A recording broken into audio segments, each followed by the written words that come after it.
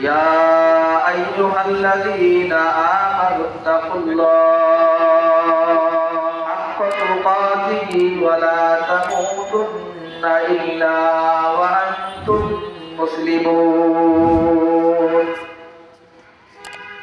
يا أيها الذين آمنوا اتقوا الله হে দুনিয়ার মানুষেরা, হে আমার মুমিন ঈমানদার মুত্তাকিন বান্দারা,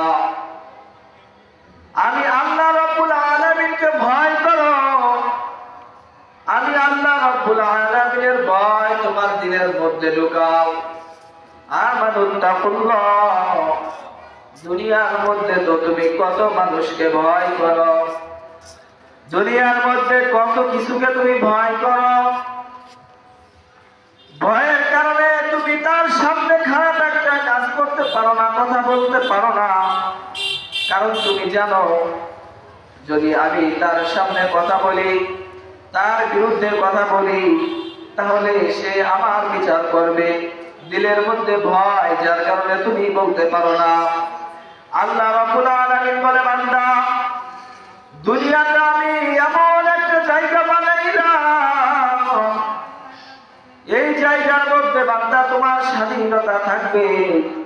ও বান্দা, আমি তোমাকে 60 বছর 80 বছরের জিন্দেগি দান করলাম। এই জিন্দেগির মধ্যে তোমাকে আমি স্বাধীনতা দান করলাম। চাইলে তুমি ভালো করতে পারো, চাইলে তুমি খারাপও করতে পারো।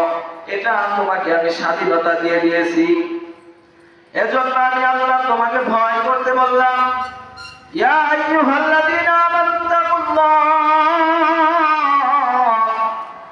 ও বান্দা, আমি আল্লাহর ভয় ভিতরে ঢুকাও। আমি আল্লাহকে যদি ভয় করতে পারো, তাহলে তুমি গুনাহের কাজ করতে পারবা না, তোমার স্বাধীনতা থাকা সত্ত্বেও। তোমাকে স্বাধীনতা দিয়ে দিয়েছি, তোমার স্বাধীনতা আছে, এজন্য তোমার যা মন চাই তুমি করতে পারবা। কিন্তু যদি আমি আল্লাহ রাব্বুল আলামিনের ভয় তোমার ভিতরে থাকে বান্দা, তাহলে তুমি ঘুষ খাইতে যাবা, সুদ খাইতে যাইবা, তখন আমি আল্লাহ রাব্বুল আলামিনের ভয় তোমার ভিতরে কাজ করবে।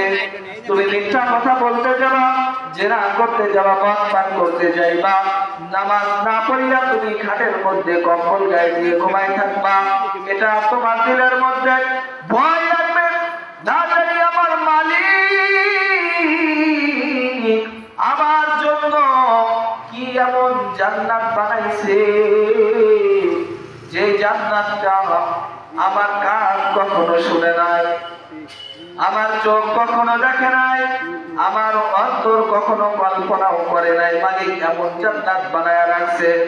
যখন মালিকের ভয় ভিতরে ঢুকবে, আমি তখন সুদ খাইতে পারবো না, ঘুষ খাইতে পারবো না, নামাজ না পড়লে আমার ভালো লাগবে না, আমি খারাপ কাজ করতে পারবো না।